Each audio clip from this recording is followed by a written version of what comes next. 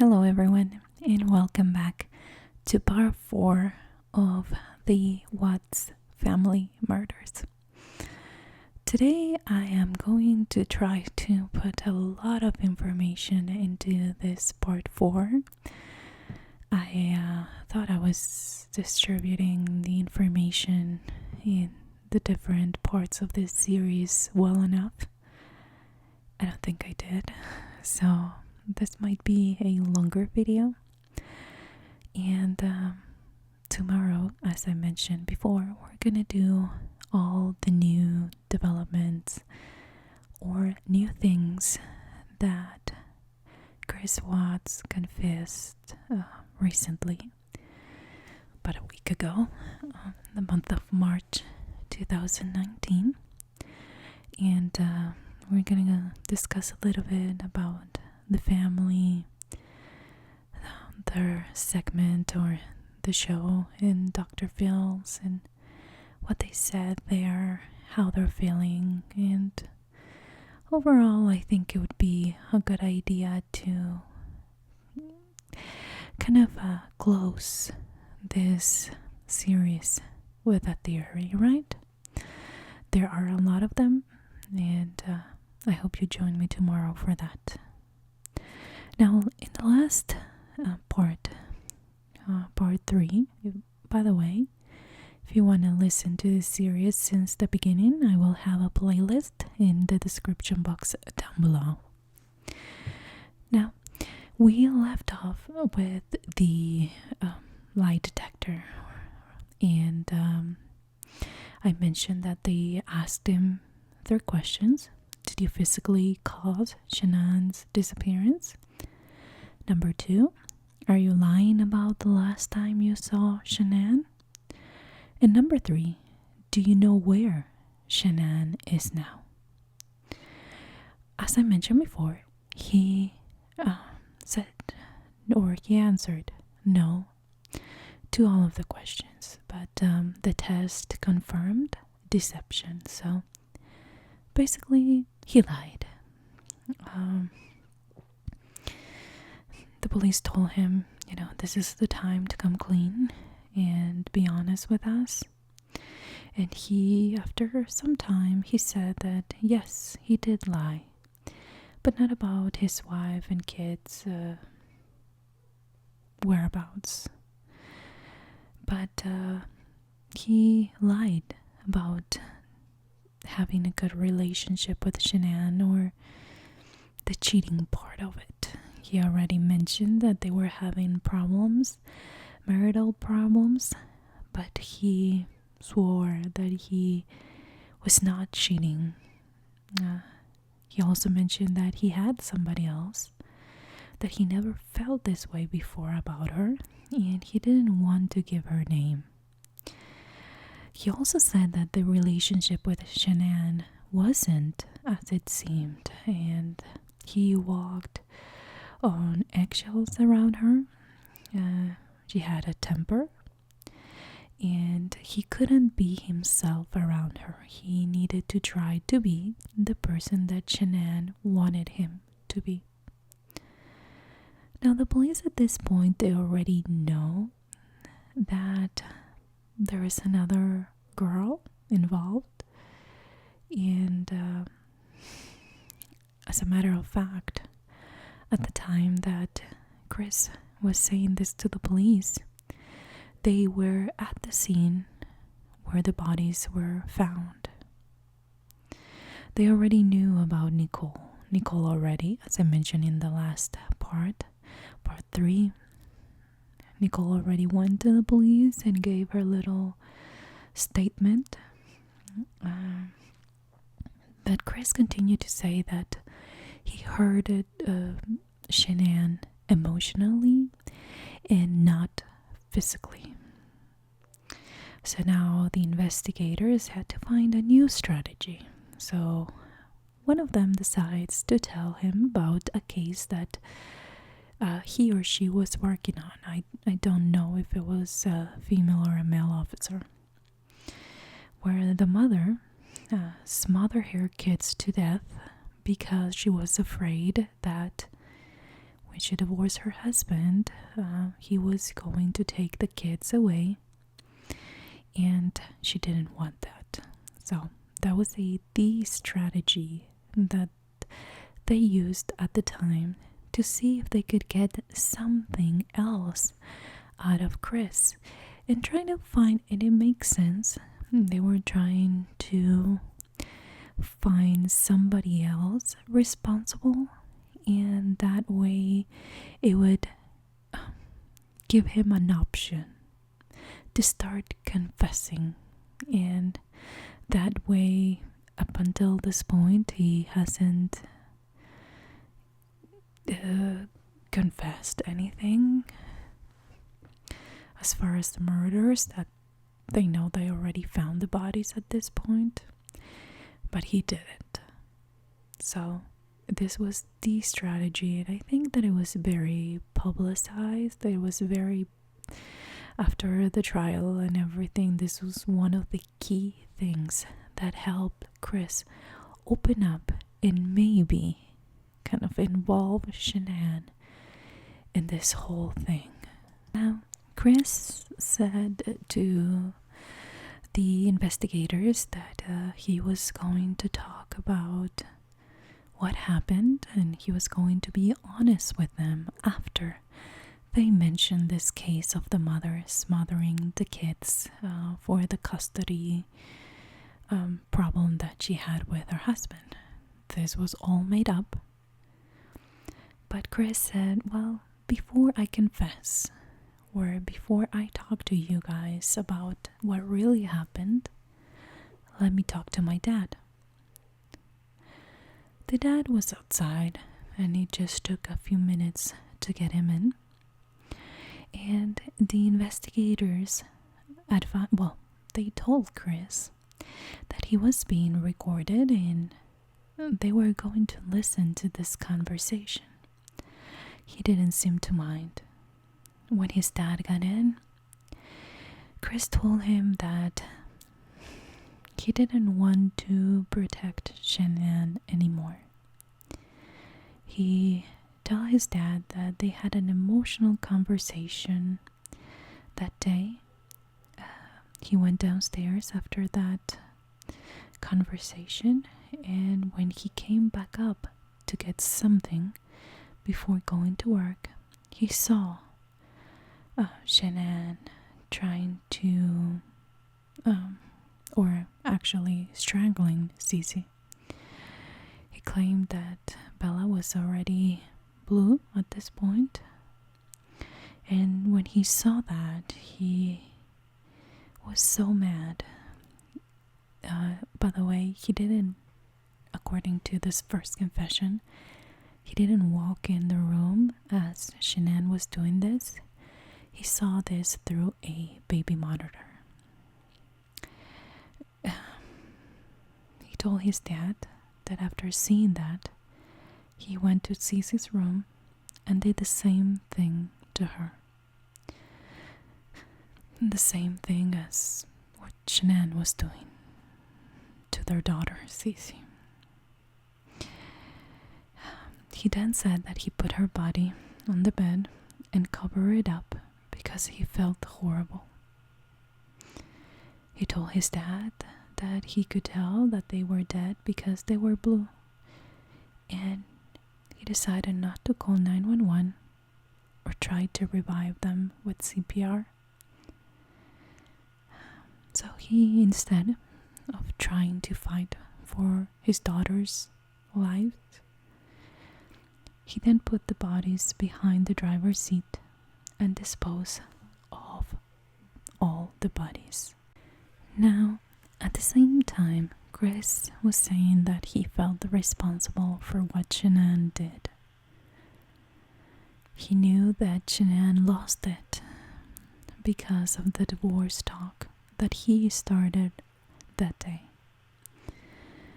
Not that the divorce talk was something new to the couple, but according to Chris, he started the argument that day. He said that he knew that Shanann had a temper and she was very unstable. But at this point, the police already found the bodies and they were at the scene while Chris was confessing this first time. As I mentioned before, they found the bodies at the site 319 where Chris parked that day on August 13th. They knew all this because, as I shared with you before, the truck had a GPS installed by the company that had more than enough information, more than a regular GPS. It would tell the police when it was started, where it was parked, when it was turned off. I mean, they got a lot of information from that GPS. We know that according to the GPS, he arrived at 6:53 a.m. and other employees arrived right before 7:30. So, how did he know that he had enough time to do what he needed to do? According to the police, because we know that he's telling a different story. Apparently, co-workers said that Chris called him to know what time they were arriving.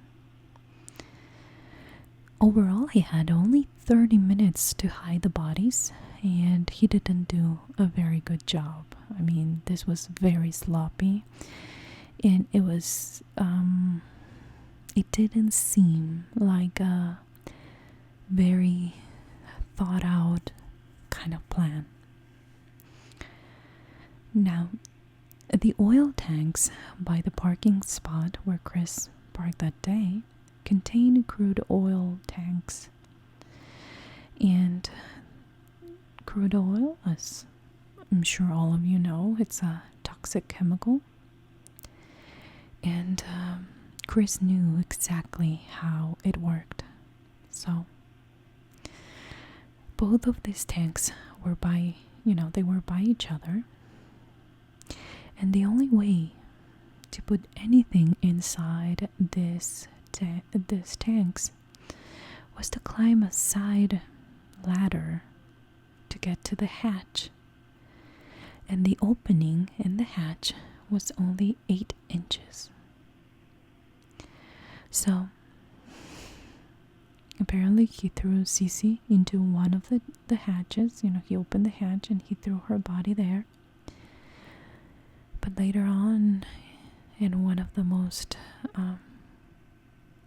the first signs, I should say, that he messed with those tanks was that a clump of hair was stuck. I don't even want to think about that. So he threw Cece into one of them and Bella into the other tank. Now, all of this is being confessed by Chris. So according to him, he only killed Shanann because she killed the girls first. Just so you know, this is what he's saying, what he did. He later said that he knew how much oil they had the tanks because of the splashes the bodies made. When the investigators asked Chris, were they alive? He said, no, no, no, no, God, no. Which, this is a toxic chemical. If they were unconscious, they were going to die anyways inside this tank because of the kind of contents and just drowning itself. Now, Shanann wouldn't fit, of course. This was a very small opening and the girls were little, but he decided to dig a small grave for her by the oil tanks. He put her in a fetal position in a hole of 27 inches deep. and he only covered her body with 3 inches of dirt. Now, how did the investigators knew where to look? As I said, this was a pretty sloppy job. They had some drone footage when they knew where this truck was parked that day. They got some drone footage that showed a sheet with the same pattern that was missing from the Watts home. They found a broken rake, trash bags, a fitting sheet that looked like it was used to drug a body. So Chris was arrested, and everything pointed to him. But he claimed that Shannon was the one who started it. Now the police, at this point, they have to prove that he did it. And it wasn't that hard to prove that. We know that after the autopsy came back, that the girls were smothered and not strangled. There were no finger marks. Actually, no marks at all in their necks. So Shanann couldn't have strangled them, as he said. Sadly, in that same autopsy, it was shown that Bella fought for her life. And when I share with you tomorrow's episode, it's going to make a lot more sense. I mean, when this was brought up by the investigators, they knew that it was not likely. But the family, they just couldn't say, oh no, he's saying this, but it's not likely. They just had to give the information of the confession. And of course, Shanann's family knew that she wouldn't do it. She wouldn't spank her kids. She was a very strict mom.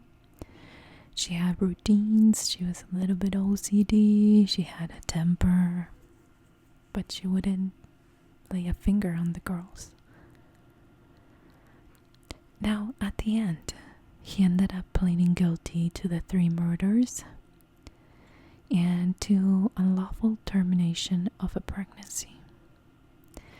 Now, if you're thinking, why is he doing that? Well, this would be a plea deal that would save him from the death penalty. The prosecution believed it was premeditated, and this is because of the evidence. Now, before I go through the things that pointed to a premeditated murder or murders, I want to tell you that he's still in jail, and he still keeps saying that he will plead guilty to avoid the death sentence, but that he didn't kill the girls. He is still saying that Shanann did it. So that's so you have a better understanding of where he was at this point. Now, let's go through some of the things that, according to the prosecution, or it kind of gave away his premeditation in all this. Number 1 is that Friday before the murders, he took the day off, and he was supposed to stay with the girls while Shanann was away. And she was in her business trip in Arizona. He met a co-worker that day. Well, he had a day off. Apparently they met somewhere to, I don't know, he had to give something to the other employee or the employee to him. It was work related. It's not like they were friends or anything. And at that point, the co-worker, he gets a call from a guy that said that site 319 possibly had a leak. and that he needed somebody to go and take a look at it.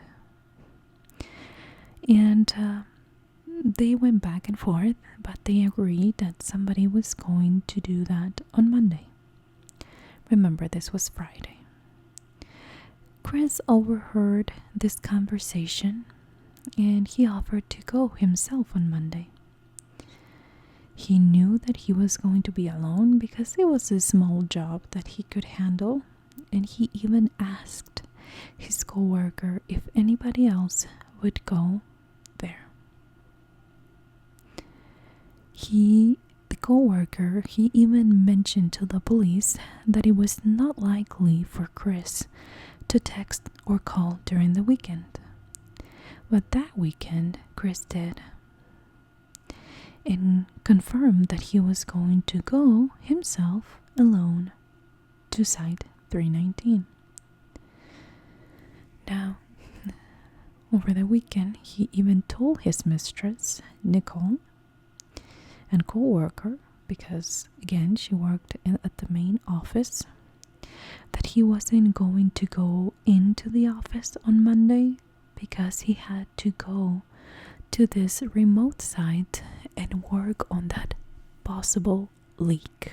Now, the second thing that gave away the idea, or gave the impression to the prosecution that he premeditated everything, was that the next day, on Saturday, he went out to dinner with Nicole. According to Nicole, Chris would go out with her, but kind of into different areas where he wouldn't be spotted. It wasn't common to go out. They usually met in like her apartment or more of a private place. But that Saturday, he even paid with his credit card, which is something that he would never do because Shanann was the one checking and paying the bills. So, Nicole thought that was very odd. He usually would pay with cash or some gift card that he would get from his work. Remember that Saturday that he had an argument over the phone with Shanann over the $60 he spent? Again, let's refresh our memory. While Shanann was away, her co-workers and friends told her, "Do you think that Chris could be cheating on you?" She didn't think so, but that kind of planted the seed. So she was extra vigilant with the money he was spending. So she did call Chris and asked him, "Why do I have a charge of $60 at this place while you were supposed to be in a game somewhere else?" He said, "Well, I had salmon," and he kind of specifically told her what he ate.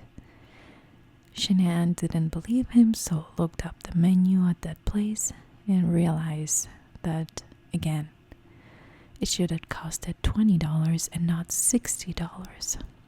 So Shanann even caught him that time when he used the credit card. So if he was going to murder his family, he wouldn't care that he was charging it to the credit card.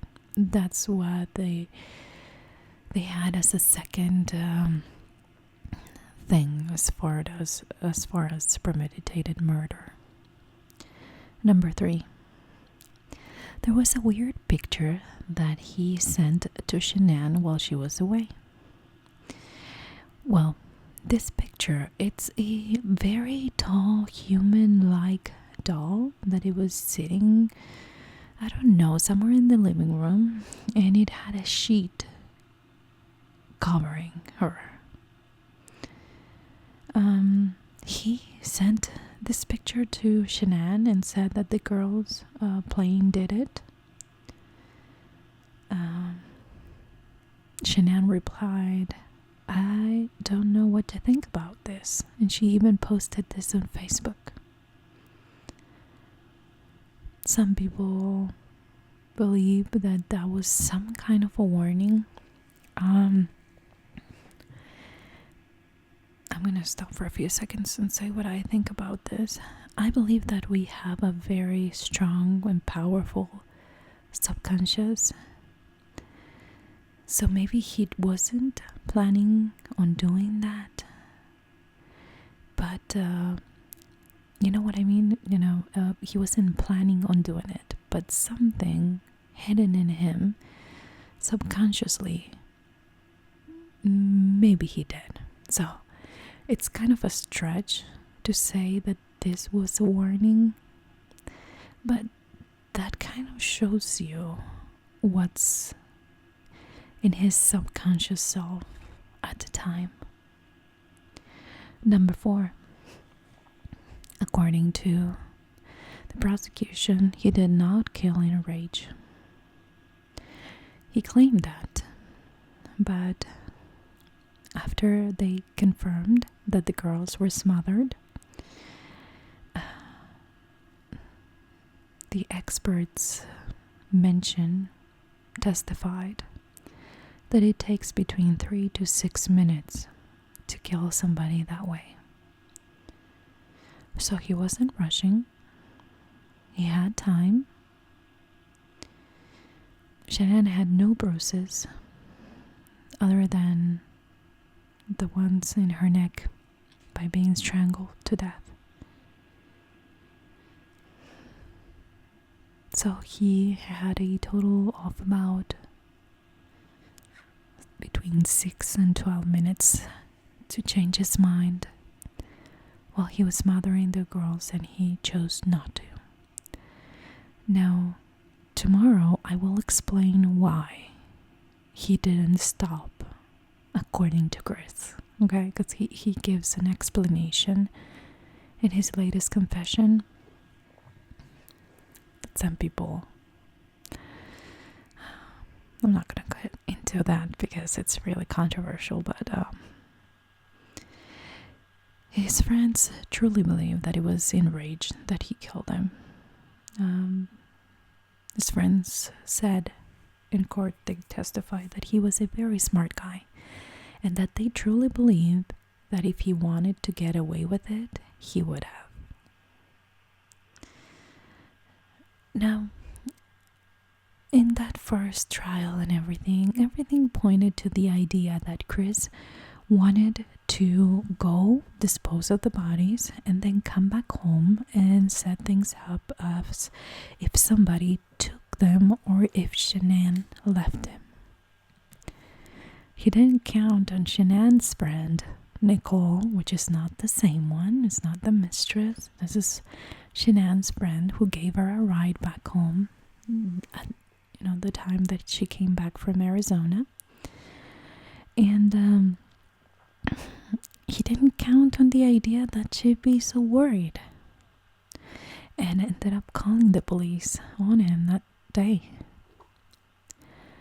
So, because he accepted that job on Monday to do by himself, he was going to be able to not only work there, get rid of the bodies there, but then come back home and get things done at home. That is why when the police got in the house, they found everything like, okay, these people didn't run away. Their medicine is here. Their wallets are here. Their SUV, the SUV is here. But why would he do that? I mean, was it financial stress? Was it the mistress at this point? I mean, Nicole started saying that Chris was very worried about money and that they had a lot of money issues. We know that they filed bankruptcy in 2015 for $450,000. $100,000. He sold his car. This was a hard time for them. But this was closed in October 2015. Now, by this time, it was 2018, and they already have credit cards again. Their previous debt was wiped clean, but they were in financial trouble again. At the time of the murders, they had the credit cards almost maxed out with balances between $9 and some say $7,000 and $10,000. The mortgage was $2,700, and they were behind 3 months. Apparently, Shanann recently took $10,000 of the 401k, which is Chris' 401k, and paid for the house before it was taken from them. According to Nicole, Chris wanted to move to a smaller house. This lifestyle was not sustainable, and he knew that. But Shanann wouldn't give up the house. She needed to have, according to Chris, she needed to have that status. I mean, it was almost like keeping up with the Jonases, you know? Once you have the house must look pretty, and the house must look this particular way, especially if you have a business, so you can inspire people to, sell more, do more in their businesses, so they can have the lifestyle that you have. They can look up to you. Now, there was a little theory that Chris did it because of the life insurance, because of this money problem, but it doesn't really make sense. The girls had $25,000 on each, and Shanann, some say $50,000, some other ones say $100,000. But think about it. They have a almost $500,000 house. They have credit cards. This wasn't going to be enough, but I thought I'd mention it in case that you heard that theory. Now, Chris said that Shanann was an overspender, that she invested too much in her Thrive business. She wanted to buy stuff to look like the perfect family. They had a lot of other financial stresses, like the girls were going to this private school that were $500 a week, and I think it's per girl. Shanann had a neck surgery for over $100,000 that apparently they would have to pay at least $25,000. They had student loans. They were deep into that, and there was almost no way out at this point. Shanann continued to invest in her business, hoping to, do better and be able to pay everything that they owned or that they bought. Because, hey, listen, I'm gonna give you a little piece of my mind here. Nothing is yours unless you paid it off. I find it very funny that I used to think that I went to a dealership and cared about my, going very proudly with a good credit score. I got out of the dealership and I thought, well, now I have this car. That is bullcrap. That is not my car. It is the bank's card. And if I want to call it my own, then I would have to pay it cash, right? I just think that it's so easy to get it. And again, it kind of ties up to this story, because I think it's so very easy to get caught in the idea of, oh my goodness, I own a house. No, I do not own my house. It is in my name, which means that I have to pay for it. I have a mortgage. That's what I have. Yes, I can sell my house, and if the market is good, then I'll make some money. But what if something happened to me or my husband and one of us is not able to make the full payment? Well, it's not ours anymore, isn't it? So, I don't know. I just feel like it is so easy to get your relationship into deep trouble when you can't understand the basics of finances. It is yours when you pay for it. Before, well, you can use it as long as you pay it every month. We're letting you use it while you pay it, but it has a different owner. That title is not in your name.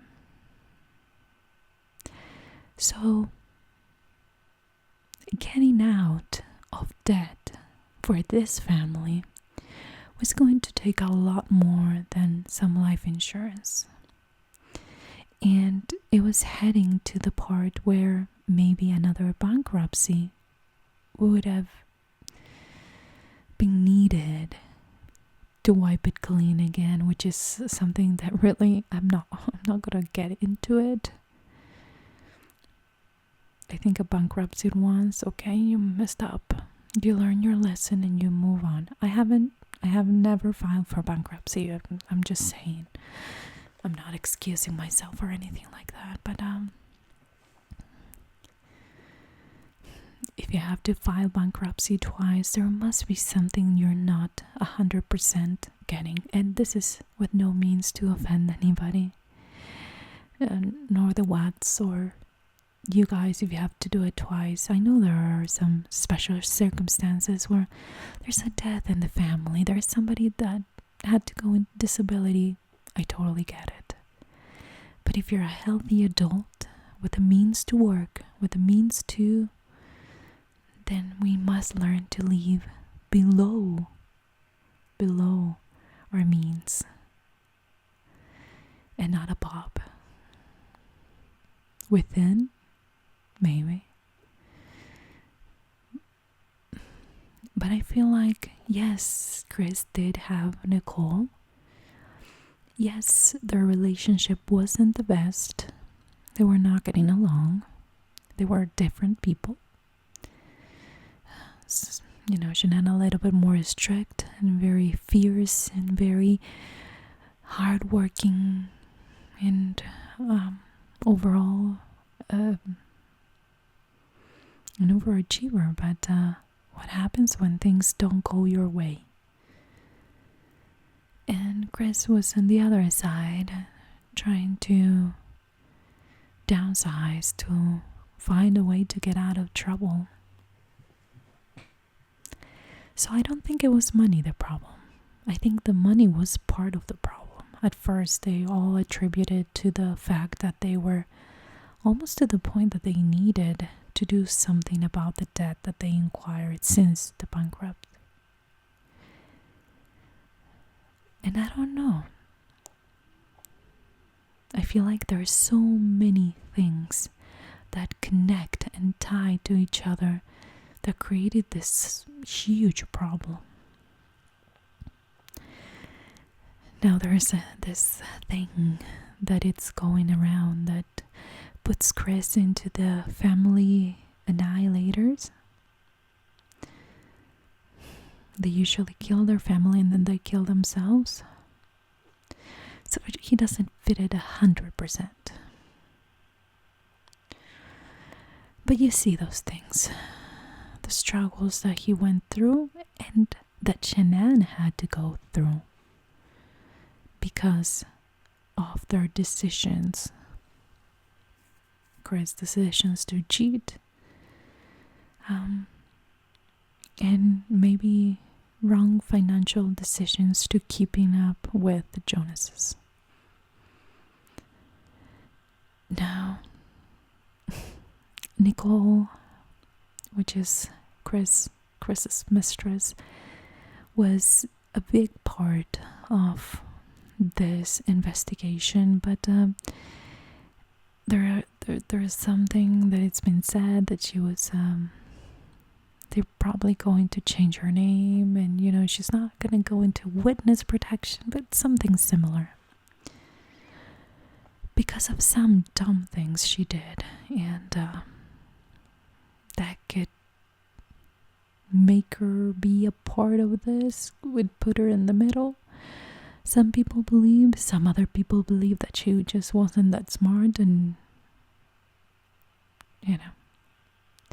let's go through some of those things. Nicole Googled Scott Peterson Mistress and how much she made for her book. That's one of the dumbest things that she did. She also Googled, do people like Amber Fry? Again, Scott Peterson's mistress. How much money did she make for an interview with People magazine? These are the things that Nicole was Googling. So some people believe that she was part of this, that she was the one behind all of this. And tomorrow I'll tell you what I really think about Nicole. But right now, all I'm going to tell you is that if you are the kind of person that is sleeping with a married man, that is married, the guy has kids, the guy is going back to his wife every single night, yet you're trying, okay, maybe not, maybe that wasn't the right transition, but you're doing all that, and then when the guy snaps or premeditated the whole thing and kills his entire family, instead of thinking, Google this, how can I hide from this guy? My goodness gracious, I slept with this guy who says, he killed his entire family. He killed his pregnant wife with his kid. How can I get protection from the police? Well, I have more than a few ideas of things that she could Google, because of course we don't ask people things nowadays. We ask Google, because, hey, Google's smarter than most people, right? Instead of Googling, how can I change my name so this guy can never find me? She decided to Google how she could make money out of what she went through with this guy, or after, well, I am sorry, but benefiting from a tragedy after dating a married man that you shouldn't have been dating, that happened to be a family annihilator. Well, I don't know, Nicole, why people hate you so much. Just a thought. Amber didn't know, Scott Peterson's mistress, she didn't know, but Nicole did, and did not care. So maybe she's not a killer, but she's a horrible person, and that's why people hate her. We'll go into her tomorrow, into more theories and stuff. But hey, if you don't want people to hate you, try not to be a horrible person. Maybe you did not kill them, but those Google searches, really? Google a job in the East Coast, in Alaska maybe, in the North Pole, so you can be as far away as this guy as you could possibly be. She also Googled, can a cop trace text messages? For how long does the telephone company, keep their messages? So, yeah, I mean, Nicole, it doesn't really look good on you because of this. But I'm going to close this with what happened that day, according to Chris, up until this point, because tomorrow I will give you all the details of what he now said that happened that day. Number one, Chris took the girls to a friend's house party, okay? That day before Shanann came at 1:48 a.m. They had bedtime snacks, and then they FaceTime Chris's dad. He put the girls to bed, and he later on was seen grilling alone at around 7:15 p.m. He also talked to Nicole for 2 hours, Nicole the mistress, for 2 hours. And while he was talking to Nicole, he was ignoring Shanann's calls from the airport. Shanann had a delay in her flight, so she was calling him. He later texted at 11:21 p.m. "I'm sorry, I fell asleep on the couch." Then at 1:48 a.m. we see Shanann getting in the house. And between 1:48 a.m. and 7 a.m., those were the last hours that Shanann and the girls spent in their house. By 7 a.m. they were all dead, and the bodies were disposed of by 7:30.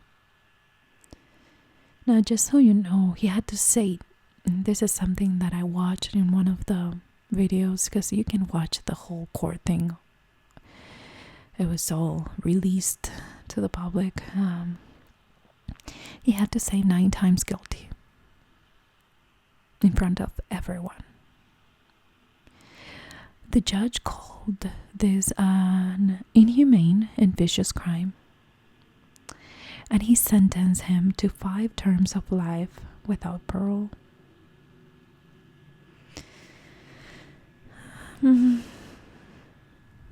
The only good thing about this was that thanks to Nico, or to this tragedy, to be honest, I hate that we have to go through a tragedy like this in order to make something, like make a change. But now there is Nico's law that makes killing an unborn baby a first-degree murder. So that's where I'm gonna end today's video. I'll come back tomorrow. I'll tell you everything that Chris claims, and not everything, because I think it was over 4.5 hours, 5 hours of confession that he did recently with the CBI, which is the Colorado Bureau of Investigation, the FBI, and I think it was even the local police involved in all this. When he confessed, I must say that you have to have very cold blood to listen to that 4 hours. Not because it's long, but it's because it's chilling to hear Chris describing the things that he did. Again, I'm gonna go through that tomorrow, but I'm gonna give you the most important parts of that. It's available. I know that Amber loves mystery. She enhanced the audio and everything. If you want to, I'll have her link down below if you want to listen to it. But it is long.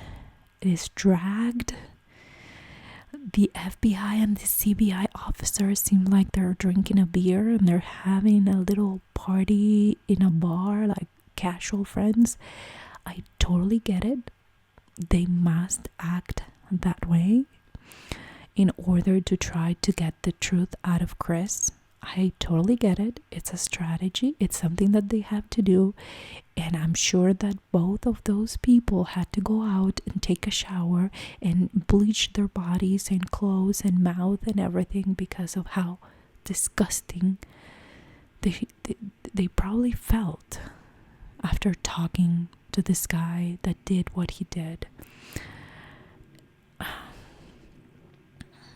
I know I would have. I get it. It's a tactic. I totally get it. I'm all for it. I think it works. I think that they did a great job, and I thank them for doing that, because you have to have a special kind of skin to do what they did to get him to talk the way that he did. They had to go down to his level. They had to seem like friends. Gosh, I mean, I don't know. I would have to prepare for months to do something like that. It's almost sitting down with, I don't want to say the devil, because I don't think but he has some evil in him to do what he did. And I believe we all have the right to change and to do better. And maybe he is really regretting everything that he did. I think that is the worst kind of punishment that you can have.